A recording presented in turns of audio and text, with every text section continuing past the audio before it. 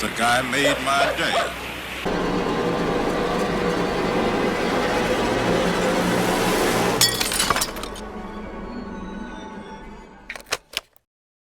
So Jason, I just got this killer new sound system. I was wondering if you had a movie for me. I'm in the mood for like a great 80s movie, like a classic Schwarzenegger action movie. I need explosions. I need like aliens, monsters, machine guns, tanks. What do you got for me?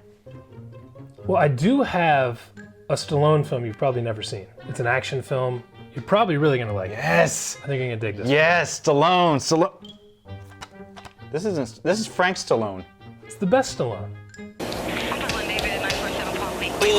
Shit. I don't know. The case is not inspiring, Jason.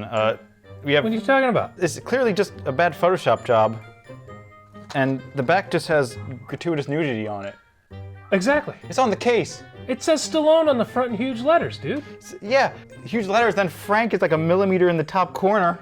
All right. Well, at least it's really printed on the disc, unlike some of the other gems we've seen. I hate tyrants. Will somebody please show this fucking Marine where the terrorists are?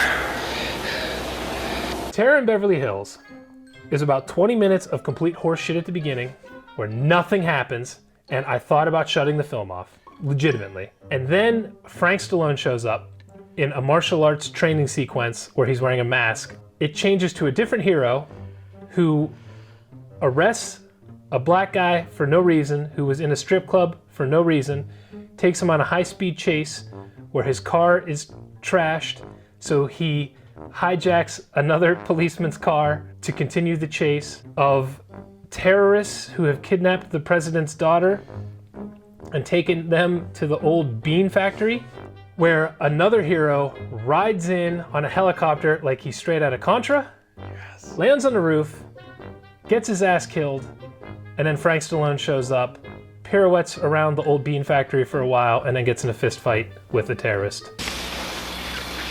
Yes, I'm watching the goddamn news. What are you watching, a porno movie? It's a little thin. Sadly, I probably gave the story more than it gave itself. Yeah. You put more thought into the script. Not much happens in this. One thing about the movie, though, I don't understand. The whole time I was watching it, it was the weirdest thing. I had this crazy craving for a Pepsi the entire time I was watching that movie.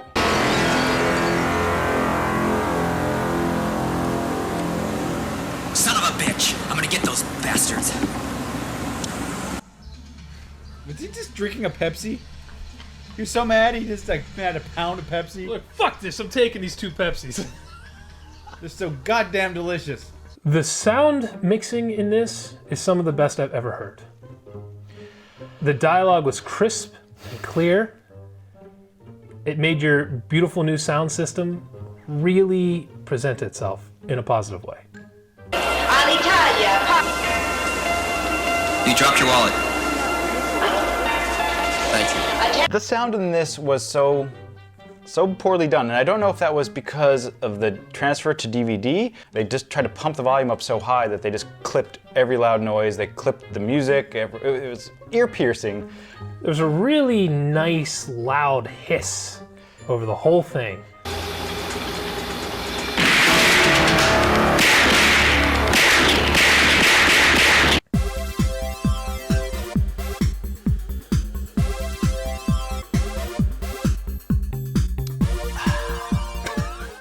That was so bad. Because I saw one drop. Like, Where is the goddamn gyrene? Aye, Skipper. Frank Stallone is in this movie for probably 10 minutes. His name is Hack Stone. He's the hack of a Stallone, you mean? The name was so preposterous, at one point someone said Hank Stone, and we thought, oh, have we just been hearing it incorrectly? And his name's not Hack, it's Hank? Yeah, the credits confirmed it. It's Hack. Hack Stone. Hack Stone. Not Stallone, like my drunk ass keeps saying. Stone. Like, I love this movie with Hank Stallone in it. All right, close the fucking doors. Cameron Mitchell. Cameron Mitchell, a man you are unfamiliar with. You recognized him, I didn't. You said you're gonna enjoy him, and boy, were you right. In my travels of B films, he makes a lot of appearances. Sometimes not good, but in this case, oh my God. I think they just gave him a bottle of whiskey and trundled him in front of the cameras, and that was it. Will you close the fucking doors? Tight!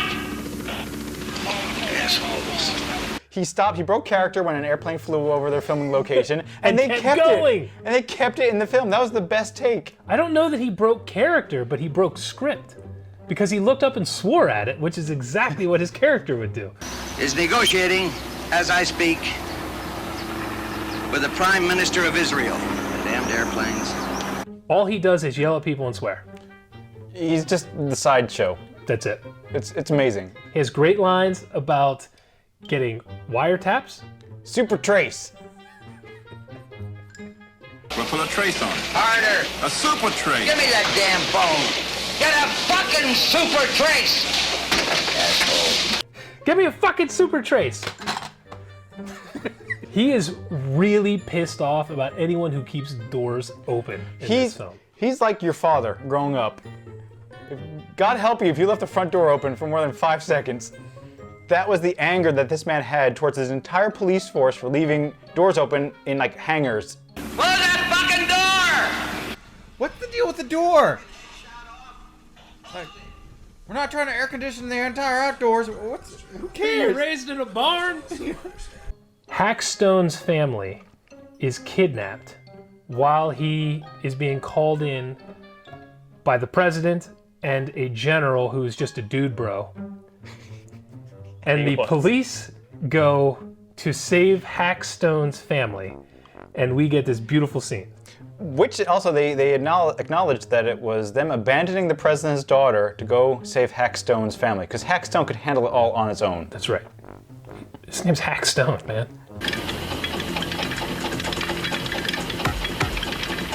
It was the goofiest scene, first of all. Everything about it was so wrong. So you have... What do you mean? There was an Asian There guy were who knew martial arts. Yes, there were 3 police officers that went in there. There was this sniper dude, full sniper gear, sunglasses, long rifle with a silencer on the end of it. Of course, they sent him in to go room-to-room search. He's the front line Yeah.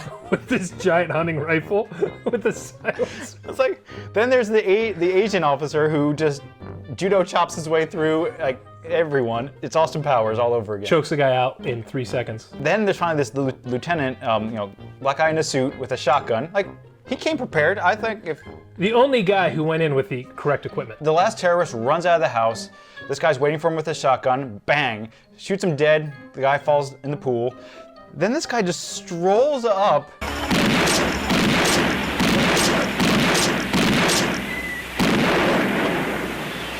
Oh. What the fuck? What the hell? Why? And it was so uncalled for. This movie had a little bit of an undertone of Arab hate. Filthy Arab. I'm not sure, but I'm fairly certain. I need you to help me with this. Did the final 2/3 of the film take place at the new bean factory? No, it was the, I think it was really quick, but they mentioned that it was in the old bean factory. You sure? They only said it once in passing. The old bean factory. The old bean factory. The old bean factory. The old bean factory.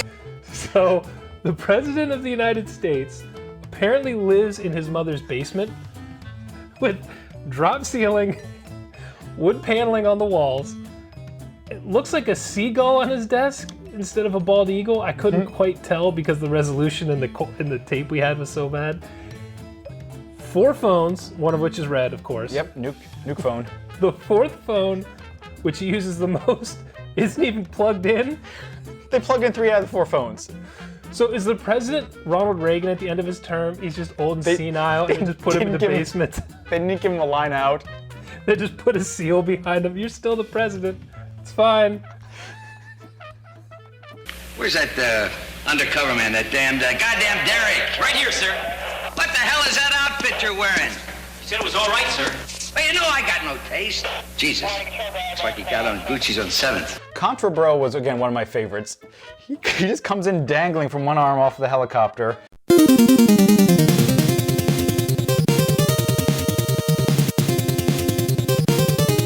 Lands on the roof and then just runs around for like a half hour or something for no reason. On the top of the roof. Right. From chimney to chimney. Then he just loudly blazed down the side of the steel building.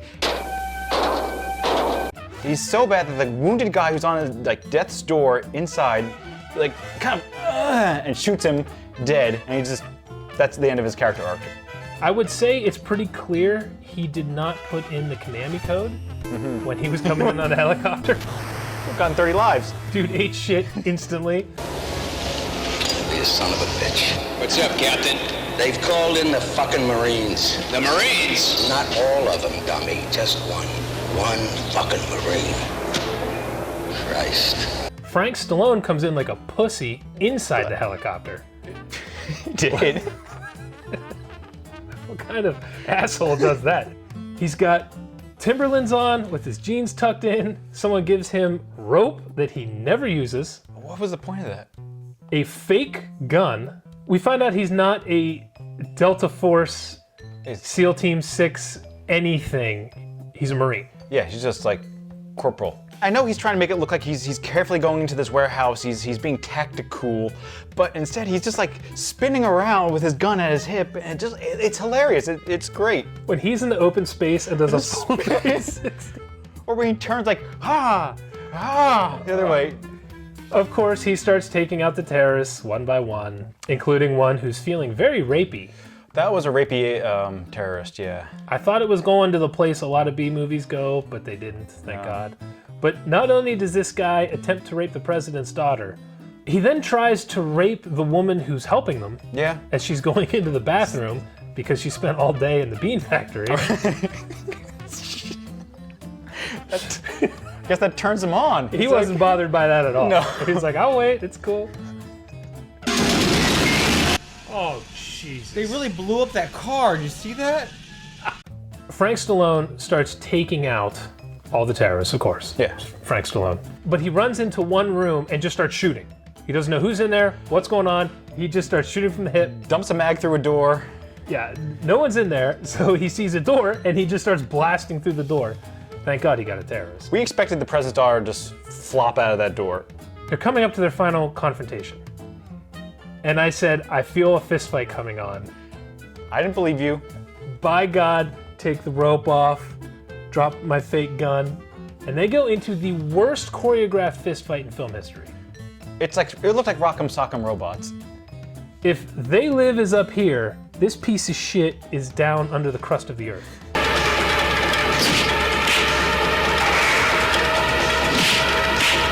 And then for some reason, Abdul decides he's just gonna throw himself out the window. I couldn't hear his line of dialogue. Dude flings himself out the window. Fails to jump through it. His legs kind of get caught, and he like tumbles. And then as he's falling, everyone just starts shooting the whole way down. Until he gets down there, he's fucked up. You got that? Shit. Is Terror in Beverly Hills so bad it's good? You can't judge it by the first third.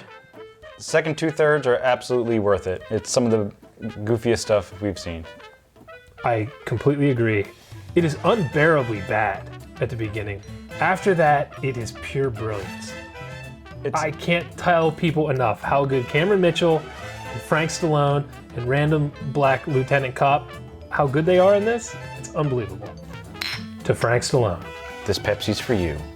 To Frank Hack Stallone. She does have some, Yeah. she's very talented. Green eyes. Yes, she has eyes. She has the crazy eyes, actually. Yeah, there. I didn't even know she had a face until you said that. Will you close the fucking doors? His name is what's his name? Hack Stone. Hacks. I almost said Stallone. The name was so preposterous. At one point, the name was so preposterous. At one point, we thought someone said Hank Stallone. Okay, you got put down the burr. Now the credit's confirmed. It's Hack. It is Hack Stallone. Hack. Fuck Stallone as Frank Stone, right? Give me the. The Stallone Stone thing is fucking me up bad. Dude,